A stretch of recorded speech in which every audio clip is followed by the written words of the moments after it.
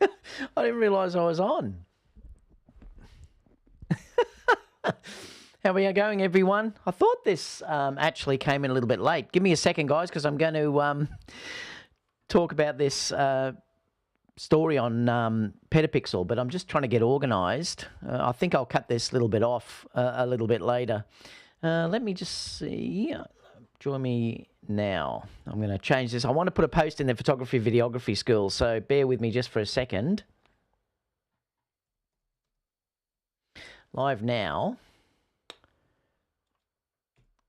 for a discussion on photography. And what's the, let me copy this stream. Copy, and let me put that down now. It'll be out of focus sometimes because I'm not sitting in the realm. Now let me stop this. Let me go here. Command V. Let me copy this. Let me post this. And let me go photography videography school and post this as well. If you're coming on later, I will put down the timeline where we're actually starting this, guys. So just to let you know, Command V and post. And then let me quit that. All right, so I think we're okay to go. So let me check this is all working. Now, another reason why I wanted to come on live today is because I've been having issues with the screen blanking out. Now, I'll show you what I've been using. So I've been using this over the past few streams. Let me just make this full screen. Yeah, I've been using this. Let me see if I can get that to focus. I've been using this over the last few streams, and it's the Atmos Ninja, but you put it up with this Atom X. It's called the Atom X Cast or the Atom Cast. So I've been trying this. Let me just see. I'll show you from the side. So I've been trying this over the last... Yeah, see, that still blinked. This is what I want to try and eliminate. So I'm not convinced that it's a lead. If it's still doing it, then I know almost for certain that it's a lead. And that's why I want to do this test to see if it starts flickering. And that's the main reason why I wanted to do this. But I thought while we're doing it, I'd talk about a story that was on OetaPixel as well. So I'm going to see if this keeps flashing. Because it may be just the HDMI lead that's connected into this box. So if that keeps happening, I'm going to replace this lead first and see if that stops it. So that's what I'm going to do, because I noticed it did blink one more time. You see, it's blinked a couple of times there. Yep. So what I'm going to do, bear with me for a few minutes, guys, because I'm going to actually stop this and I'm going to replace that lead and see if that fixes it, because it could be that. It could be the...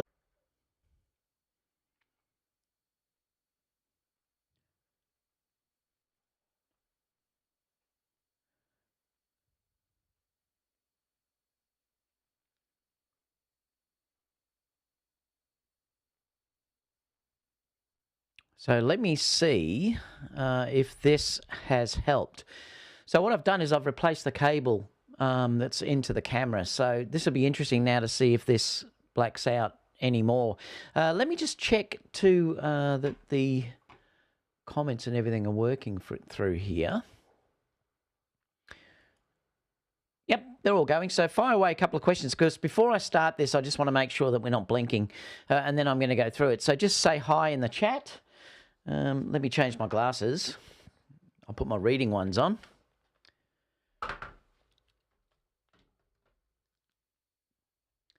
All right, so we've got a few here. Let me bring this up so I can check the quality of the stream. So it's saying the stream's excellent. I am coming out in 4K, so that should now be okay. So it's going to be interesting. Let me know in the chat if I miss one where it's flickers. Let me know in the chat with you guys, because I'd be curious to know if that happens again. Finally catching a live stream, Daniel said. I'm not sure if he's still here, but hopefully he is. Long live the... What's that? The Prosper? What does that mean?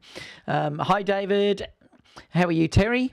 T. Paul Gale says, how's it going, David? Hopes all well from Welly in New Zealand. Yep, really good here, apart from this stupid mask mandate that we've got. Hopefully that's going to go in the next few days. Barry said, good afternoon, David. Hope all is well. Same for you, Barry. James said, hi, David. Altrix also saying, hey. Chris is saying, hello, David, about 7:15 p.m. in Los Angeles and time for a wine. Altrix said, hello, everyone, as well. Mike said, Dave froze. Yep. I'm hoping this has solved the problem now. We're soon going to know. Mike said, up. Well, that stopped it. Yeah, it certainly did. Altrix said, he's just laughing. Scott Dance is here as well, saying hello. G'day, Scott. Hello, Sir David. I think it's Latney, is it? Or Latney? Mike said, Dave, the blonde bombshell. I love it, blonde bombshell. I love it. So what I want to do, I'm just going to bring up this news because I read an article on OetaPixel and I thought I'd love to share it with you, and I will put the link down below so you can have a look at that as well. But I thought I'd go through it with you because it talks about, well, I suppose it's saying, is there a future in photography and things like that. So it's interesting to see. Well, I want your opinion about this. So that's the interesting part about it. So I thought I'll share it. So let me just go over to this. So this is the article that was put in OetaPixel this morning, or today. Yeah, I think it was this morning, actually. Let me just see if I can come up there. And basically it's saying photography is dead, long live the photographer.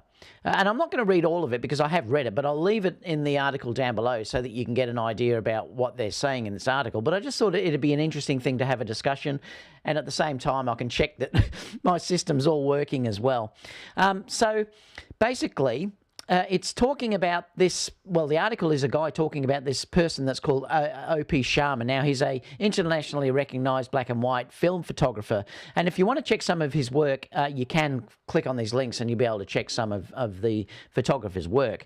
But it's just saying here that he founded the India International Photography Council and was driving force behind establishing the 19th of August as the International Photography Day every year. So, you know, he's a very, very good photographer. And they're talking about his story, and you can have a read about that. But they're saying the interesting things, and I remember when I was shooting film, it's correct what he's saying here, because it's saying that when you used to use film, you used to use these, you know, like a light meter, you'd have to use that, and there was no way knowing if you got a good focus, good in focus, correctly exposed photo until you took the film and developed it. So it was always a guess, and that's why, particularly with weddings, you had so few wedding photographers in the industry, because it was really, you didn't know until that film was processed whether it would be any good or not. And that's a massive barrier that was there to doing photography. And that's why in those days you were able to charge so much, because it really was a limited area. And they're saying here that developed it yourself in the darkroom. You needed to carry a notebook around in those days. And they're saying what they did was, they're saying in here that you would record the aperture, shutter duration, and a description of each image, so that if something went wrong, you would know what that was, and then you'd be able to fix it the next time. So it was really different compared to, say, you know, working now. I mean, when you were using flash and all these things, you didn't have instant gratification or the instant ability to look at the image on the back, and you didn't have things like dual card slots either. You know, I mean, it was a massive difference working in those days.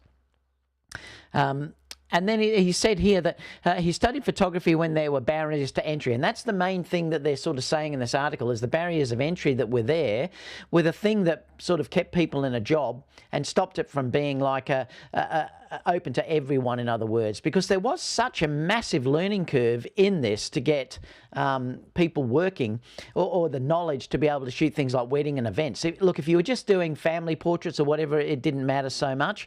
But if you were working professionally for money and things like couldn't be repeated again, like a wedding, it really was specialised if you were dealing with film. And far away, I'd love to know your opinion about all this, guys, when I just come back to a little bit of Q&A at the end there. they're saying here that the barriers to entry basically said when you had to spend years in an apprenticeship. And that's what I did early on too. I was an apprentice, and we had photography in the workplace that I worked. And that's how you sort of had this ability to learn. And you did learn from, like what they're sort of saying here was, they're saying that you learned from a master of the trade. And that's what happened. Now, there was massive trade secrets kept in those days, and it took a long time for people to start to let those go. Like, if you had a certain technique or whatever, you know, that never would have been shared. It wasn't like YouTube nowadays where you had this ability to just go online and see how other photographers work and do all these other things. In those days, it was very, very secretive, almost like a magician. You know, you just didn't give out that ability to anyone else to work easily. You had to sort of work through like this apprenticeship or working with someone for an awful long time before anyone would pass any information to you. And that included things like pricing. Anything in those days was kept very, very secret. And they said here that he learned his trade at a time when secrets were closely held and every effort was made to keep it that way. And it really was. And people will know exactly what I'm talking about who have been in that industry since the film days. You'll know exactly what I'm talking about. It was very, very secretive and very hard to get a start, you know, in this industry. Now, if we keep coming down, they're just saying that on his retirement, he did give away his knowledge basically to tens of thousands of students, and he did YouTube tutorials, etc., etc. Now, they're saying here that it started disintegrating by the end of the 90s. This barrier to becoming a photographer started to disintegrate by the end of the 90s. And we'll sort of look at this as we keep going down. Now, this is the interesting photo that they showed, and I want you to have a look at this because it's interesting. When I read it, I thought, yep, that's happened to me, because Kerry is incredibly good with her photography through the iPhone. Now, the story here is that he took this photo and basically, let me look at I'll go through this first. He's saying the AI revolution in photography is going to change things completely again, and that's what he's saying. Now, what the story about this, it's this image here. He's saying basically that he took this photo of Hong Kong. They were at the peak and they took the photo in Hong Kong at night. And then he was so excited about taking this shot with his camera that he woke his wife up or partner up at night and showed her the photo because he was that happy with it. He edited it and then he was going to put it online, and he was unbelievably happy with this image. Anyway, when he went and woke up his partner, I can't remember if it said it's his wife or... Yeah, it's his wife. Woke her up, I think at 2 o'clock in the morning or whatever. She was very angry. And she said that, I've already seen it. It says here, where did we get it? Oh, yeah. Then I heard my daughter pulling the door to her room shut. She'd just woken up to go to the bathroom. She's awake. Let me show her. But basically, she said, check this photo out. Isn't it amazing? She's interested in photography too, and we often share images with each other. I expected something appreciative, positive. But basically, what she said was, what are you getting so excited about? She mumbled. It's 2 in the morning. Mum posted that picture on the family group 3 hours ago. It's like, I liked it already. And basically what it was, he said he was gobsmacked because it was done on the iPhone. So, in other words, the guys who wrote this article were saying that his wife had taken the photo with the iPhone, and basically it was just as good as what he had taken with his still camera. And I'm not sure whether this is probably the 2 photos actually. So that's probably the one that he took there, and then you had the one that the iPhone took down here. You can sort of see the editing too, and the sky has been brought out and stuff like that. This would have been done through AI. And I think that's what he's saying. He was godsmacked because of how good the actual pictures are. And that's interesting when you look at that. And like I said, I've come across this too, because Kerry has often used the iPhone, and the images that she's taken are just incredible. But it's well, we'll discuss this as we keep going on. And I think AI is becoming a massive thing. Now, remember, if you've got something like the iPhone 13 that's out now, the AI, what they do in this, the technology that's inside of these phones is just incredible.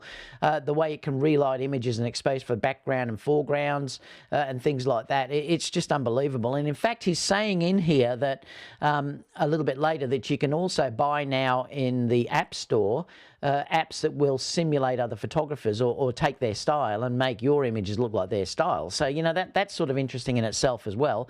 But they're saying here that good photos on small screens. So let me be clear about this. The image out of her cell phone camera was not as good. It looked terrific in the phone, but seen on a larger monitor at full resolution, there was no comparison whatsoever in the iPhone photo.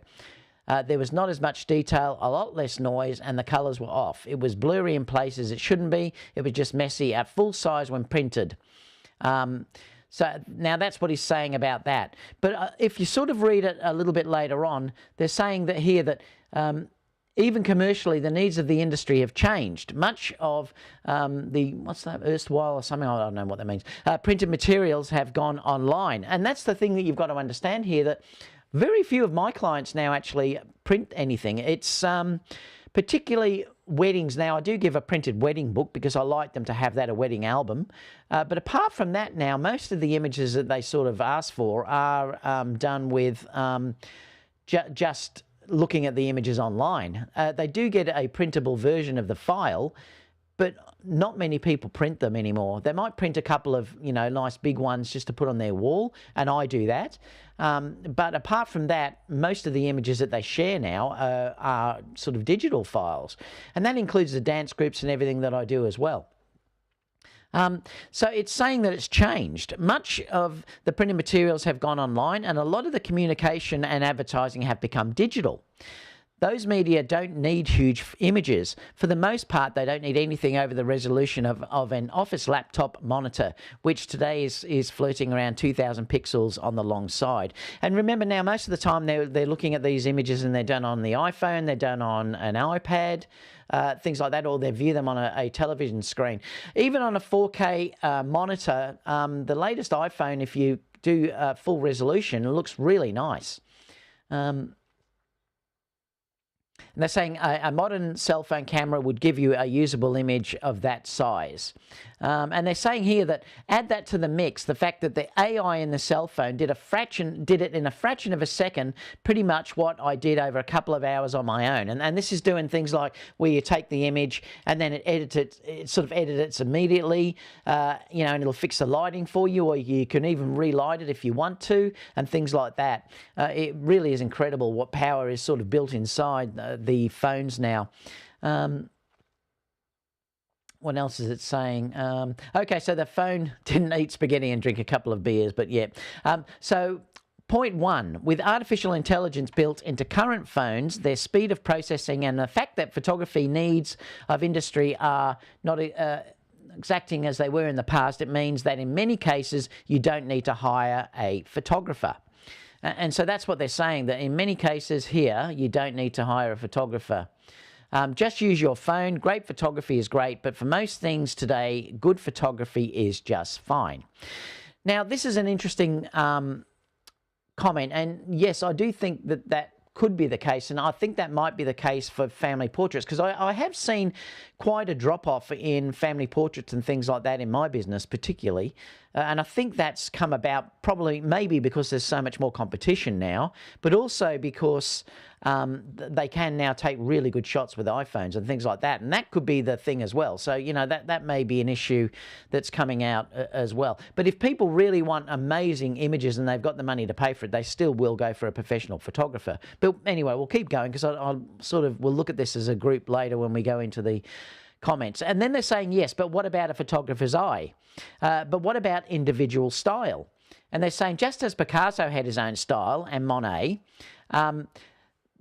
so too do the big names of photography. And I think I have my own style that I took a long, long time to sort of get. Now, I constantly change that. I used to be very, very dark in my images, and now I've sort of changed that and become much lighter. So it does change. Sometimes I even like to go back to that. So, you know, I do have a style that people could tell my work when they looked at it. You know, and they're saying people like Ansel Adams during his days as a photographer, had a certain look as well. He devised a system where he would use zones, and that's what he did. He used to use this zone system. And they show down here that one of his images, this famous image here, was done by zones as well. And he only had a second to capture this image because the light at the front here was captured with sunlight, and obviously the moon has come up. Now, he basically said that he used the zone of the moon because he forgot his light meter. Now, this is how good Ansel Adams was. So this was in film, one of the big old box cameras, you know, with a curtain that went over your back. And he used the zone system to get the perfect exposure. And they were saying that if he wasn't that good, the next shot wouldn't have been okay because basically he only had one sort of few seconds to get this right before the sun had set, and that's what gives you that lovely foreground that's lit up with the moon. So this is a famous one as well. I'm just going to keep coming down because basically, where was it? So it's saying that, like Ansel Adams had a style of his own, and that's the thing that it's saying here. But it's saying that, yes, you can buy a plugin for Photoshop that lets you define zones and will then expose the scene as Ansel Adams did for the phone. Now, that just blinked again. Did that blink for you guys? So it may not be that cable. And it just says Godsmacked yet. And they're saying here, point 2, artificial intelligence can recreate the photography styles of individuals, can simulate different lighting, cameras, lenses, and you can even create your own styles. I mean, Capture One, for instance, has styles that you can download and things like that. And I think it's, because I haven't looked at it yet, but I do have it. DxO also has styles that you can use, and it changes your image to sort of match that photographer's style. So you can look at what the photographer has. I think it's DxO. And it looks at that style and then it changes your image to suit what that style is as well. So, you know, it's pretty funky that when you think about what they can do with this sort of stuff. Now, let's talk about why real cameras have a natural advantage. Now, they do. Look, if you're talking about the sensor size on bigger cameras, they definitely have, yeah, they're just saying you did see the blink. They definitely have an advantage, real cameras, because the sensor is so much larger. So you are going to get, well, I shouldn't say better depth of field for much longer, because what they can do with AI now to simulate depth of field is getting better and better. And, you know, who knows what's going to happen in the next couple of years with the way phones are going. That's the iPhone and Samsung, Google. I think you're going to find that the depth of field is basically in the end just going to look exactly the same. So I wouldn't say depth of field at this stage is going to be such an issue for much longer, because I do think AI is going to probably get up to that stage. But low light obviously can be a big issue as well, because you'll have much better ISO. That may also be proved with technology as time goes on as well. So that's going to be interesting as well to sort of see what happens. So, you know, the main advantage, I suppose, is that you can put better lenses on a digital SLR. But remember, you can put other lenses on iPhones now to give you sort of a zoom and things like that, or a longer focal range, or even a macro lens and things like that. And I've done reviews about that. I've actually done reviews with anamorphic lenses. So there may not be too much in the future of a difference between sort of using a digital SLR and an iPhone. Now, the difference, I think, is going to come when cameras have AI built into it.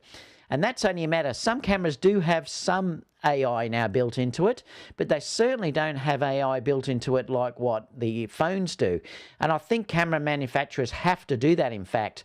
They've definitely got to get to the point where they're going to make it. If iPhones and everything else become so good that people aren't just going to buy cameras anymore, obviously the camera manufacturers will go broke. So I think it has to get to the point where the camera manufacturers do the same things that the phones have, but it will be built into the camera. Therefore, you will have the advantage of having better low light. You'll also have the zoom lenses and things like that. So I think that's probably the future, is the cameras are going to go more and more to, like to AI. Let me just keep coming down. They're just talking about eye tracking. Like I said, I'll leave this for you down below so you can have a read of it as well. They're just saying, in a recent firmware update, this is with a Canon, Canon added vehicle tracking as part of the autofocus system, so I can choose vehicle from a menu, choose which vehicle, and the camera will ensure the focus stays on that particular vehicle. And this is all artificial intelligence now sort of coming into it. I mean, you could say that IA Focus is also using artificial intelligence and things like that. So, you know, they are going to start adding these things on, and you will, say, be able to change the focus later on or change your depth of field and things like that directly in the camera. I mean, I'm sure that's all going to come. I'm just seeing here too if it says anything else. They're saying for good measure you'll also put it on Instagram, so you probably will be able to instantly upload from your camera up to things like Facebook and Instagram and everything else as well. I mean, I think that's the way it's going to go in the future. I mean, it's just interesting to see. Let me just switch this back. Oh, I've got to go back to there. It's just interesting to think what might happen. I mean, I don't think it's all doom and gloom. I mean, I still think there's going to be a market out there because I think talent is still talent. And I think if you're a very good photographer, like for instance, the other aspect of photography is also being able to talk to the client, having that ability to be able to make the client at ease and relax. Throw some questions in too, guys, because I will answer them in a second. So they're also important things as well. Having the ability to pose a client and things like that, and also, you know, have the ability to work fast. But like I said, if AI gets up to the point where it just basically does everything for you, working fast or whatever is not going to be that much an advantage. But you'll still have the ability to pose the client. You'll still have to have that interaction with the client as well. You'll still have to have the idea. These are things that's going to make it whether you have a career in the end or not. And I think that's sort of critical. The other thing I've said to people is you have to learn video. If you don't learn video, I definitely believe if you are just doing photography, and I know some of you aren't going to like me saying this, but if you're just doing photography, I think within the next 5 to 10 years, you won't have a job.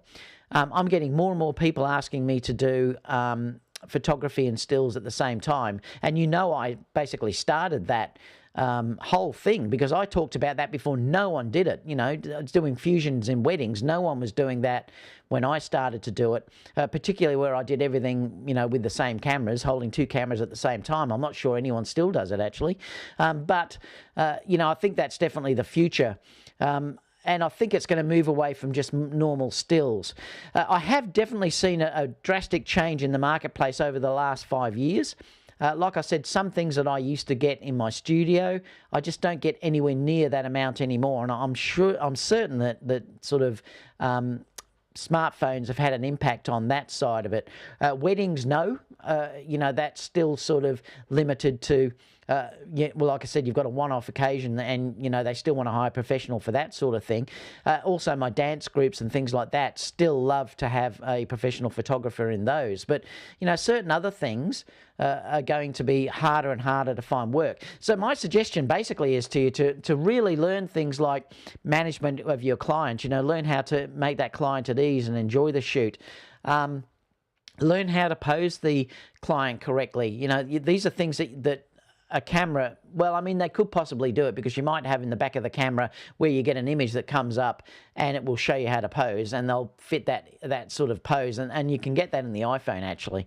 But I still think if you want to make it a nice sort of flowing thing, you need to have those sort of things in your head and be able to just do it. The other thing too is to have the idea about, you know, what you'd like to shoot. No matter how good the camera is or whatever, if you haven't got a really brilliant idea, again, you're just not going to have work. So let me open up the chat because I'd love to see what you guys, you know, say about this.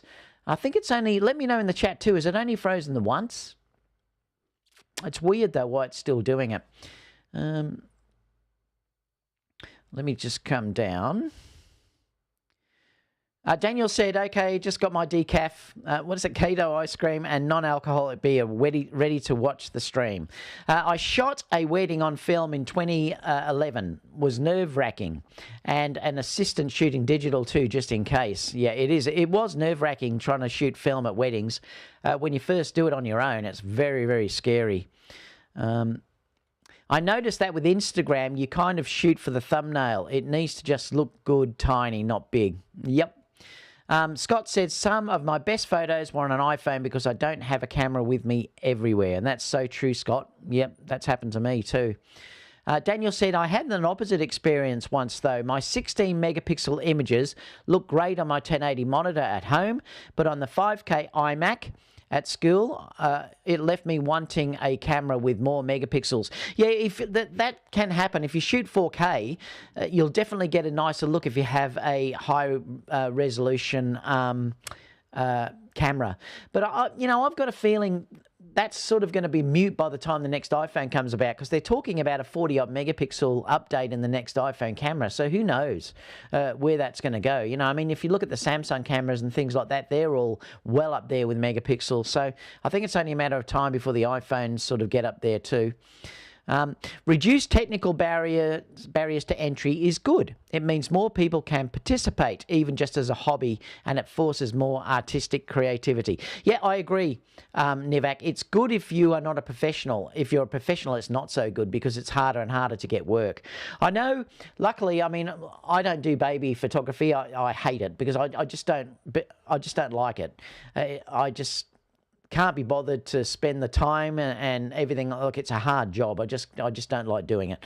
And I noticed when I first started doing it, I could get that much work doing baby photography because no one was really doing it. And I got an awful lot of work doing that early on. But now, if someone adds in a Facebook somewhere they need a baby photographer, I'm not kidding, in my local area, they'll have probably 50 people say that they can do baby photography. It's nuts. So if you're in that market now, it's much, much harder to get work. And in fact, it's almost getting to the point where I would say if you're a young photographer, I'm not, and I'd love to know your opinion about this, guys, I'm not convinced that there's enough work to do it as a full-time position now. I think you almost would have to have a second job. And I think that's going to get even worse as time goes on. It's not going to get any better. But I'd love to know your opinion about that. But I'm lucky because I'm near the end of my working life. I mean, I'm 60-odd. I mean, what am I, 63 this year? So for me, it doesn't matter so much. But if you're a young photographer, I don't know if you're going to be able to shoot this full-time. You might be able to shoot full-time if you do video and stills and concentrate and you're really good at both. But I think if you're not going to be able to do it. You're going to have a second job to supplement what you would have made before as a full-time photographer. And I definitely think that's true. Let me know in the comment whether you agree. I'm fine if you disagree. It's just my opinion. Let me keep coming down. Daniel said, the author clearly hasn't heard of the sunny 16 rule. The moon is in sunlight, so you exposed for that. Yeah, James said he saw it blink. Mark said, these days it is a complication of many hats, doing workshops, YouTube, etc., etc. As a photographer, even offering video is now in my toolbox. Yep. It's everywhere now. Like I said, they used to be secretive, and that's what kept everyone in work because it was a very, very hard line to get in. It was also incredibly expensive too. Even the Nikon F4 from the 80s had a sort of AI with its matrix metering system. It had a database of scenes it could compare. Yep, true, Daniel. The Happy Clam OetaPixel will be a thing. Weren't they talking about the other day? I read the other day that they were mentioning something like that. The other day where it would have something that you could do it like Uber. Was it OetaPixel or was it something else? It's almost at a point where I can shoot images with a camera and video with a GoPro or DJI stuff. I know, Mark. James said, you covered so many of the issues. Think you're right on target with the future. Agree, video is a must-have. Yep, that's the one thing I can say to people is learn video because it could help you keep getting work. I only saw that one blink. Yeah, I've only seen one too. When I did this on Saturday, the screen went completely black and it did blink a lot. I may have to do a couple more tests. But it definitely seems better with this, but yeah, who knows? Daniel said, I think high-priced weddings and things like that, and things like dance studios where you have a ton of clients in one place are the only way to go now. Well, it's certainly a big part of my business. But like I said, because of what's happened with, COVID, well, that's just disappeared for the last 2 years, and people were still reluctant to book even for this year. So I'm going to not even do well this year. It's probably going to be next year before I start to improve again. Luckily, I've had dance things to get going, but if Kerry wasn't working, I would have been in all sorts of strife. So, it's lucky that Kerry worked full-time and I didn't have to pay for a studio because I've got all this here. So, it's a really good thing that I've got that. So it's tough, though. I mean, I'm not going to lie to you. It's tough, like, from what's happened with the shutdowns and stuff, particularly here in Australia. Let me know what it's like overseas with all of you guys. It might be much better than here. I don't know, but it's definitely pretty tough here in Australia. I'm an engineer by profession, but what turned me on to photography was the fact that I booked a professional for my wedding and I thought it better to sit in the pub and drink. I love it. Eric said, I'm just going to do photography as a hobby. And that's what I think. Look, there's nothing wrong with that, Eric. And I've discussed this before. There's more hobbyists have better gear than professionals. I can tell you that now for sure. If you've got if you're doing this full time, this is why I can't afford to go out and get A1s and things like that, because I have to justify what I do with how much I can earn through my business. This is why if you often go to weddings, you still see photographers that are using 5D Mark IIs. There's a lot of photographers are still using that sort of stuff out there that are doing videography and things like that. If you're in a business, you often use that gear until it completely falls apart. And that's what a professional will do. It's the hobbyists that have the money because they're working part-time or working full-time and they have all of this disposable income to put back into their gear. They're the ones that buy most of this new stuff. It's certainly not the professionals, I can tell you that. But there's nothing wrong with that at all, Eric. Perez said, the very next week I rented a shop opposite him and set up a business and undercut him on everything. He was out of business in 6 months. OnlyFans is the way to go for money these days. I don't think anyone would pay that, Michael, though, for me, would they? Mark said, also right now is very difficult to work out what will happen after COVID. Yeah, I know. Many people do have money they save for weddings, etc. Yeah, they do, Mark. I think they're still sort of scared to book in, though, because, it's scary for them, because I had that many weddings that sort of were postponed 4 times. It just kept going over and over and over. And unfortunately for them, a lot of them didn't get their money back from the receptionist. I gave everything back, but a lot of the reception places wouldn't give the money back, and now they're having to go to court and everything else. And I think a lot of brides particularly are saying, well, I just don't want to risk that at this stage, and it's really sad. I mean, look, Melbourne is a disaster, and I don't know whether it's the same in the other cities in Australia, like Sydney and Brisbane or wherever else. Mark might be able to say. Melbourne here is like a ghost town. We still have to wear masks to go inside a shopping centre. It's ridiculous. Honestly, I think we are 90-odd% covered with our vaccinations here. And a lot have also had their 3rd vaccination. So, it's ridiculous. We still have to wear masks. Now, most people in Melbourne, you still have a work from home rule. Now, this has been going on now for, 2.5 years. Melbourne is like a deserted town. And therefore, there's no work. I mean, no one's going to be hiring photographers for anything that's going to be happening in Melbourne anymore. So the commercial work has just disappeared. So it's got harder. So not only is this technology sort of taking over from what you had before, like, making it easier for people to come in, but with, the virus and everything else that's been going on out there too, now it's twice as hard as it was before. Like I said, it's a ghost town, and it's very, very sad. And like I said, I don't know whether that's a bike. I don't know whether that's a thing for just, say, Melbourne and Australia, or I don't know whether it's, like in the US. You can let me know in the chat or in the comments as well. But, it's very, very sad what's happened. It really is. It's awful. Sting saying, g'day, David. How are you, mate? Daniel said, I was working for a pro photographer still using Canon D40s released in 2007. Yep. it happens, like I said, all the time. Very few working photographers, I'm talking about professionals, have all the latest gear. They can't afford to do it. Mark said, same issues here, though Melbourne has been in it much longer. Yeah, I know. Most lockdown city in the world. It's crazy. Daniel said 40D. Michael said, I mean shooting models. For only Get fans. Oh, okay. Michael said, Daniel, I'm a pro photographer and I shoot with 2 Canon SLR2s and a super cheap EF lens. Yep, they totally understand, Michael. Like I said, I would like nothing more than to say go out and buy an A1 because I am a gear whore. I love it, but I can't afford it. I mean, I've got to justify what I spend because, like I said, I just haven't been getting the work. So, I just can't justify it until things pick up. Hopefully, they will soon. But, yeah, I just can't justify it. I've caught up here. I mean, I'll stay for a couple of more minutes, but I'd love to know your opinion too about this. Leave it in the box down below because I'd love to know what you guys think about this too. What is it like overseas too? Because I'm curious to know there. Let's see what Scott's saying.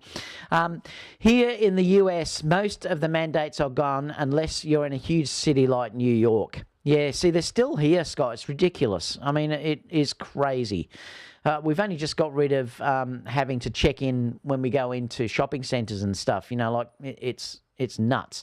I'm hoping this week there's some good news about masks and then hopefully people will go back to work because at the moment everyone wants to work from home. I mean, if you've got to wear a mask to work, you're not going to go to work if you can work from home. I know I wouldn't. I hate the things. So I just refuse to wear them.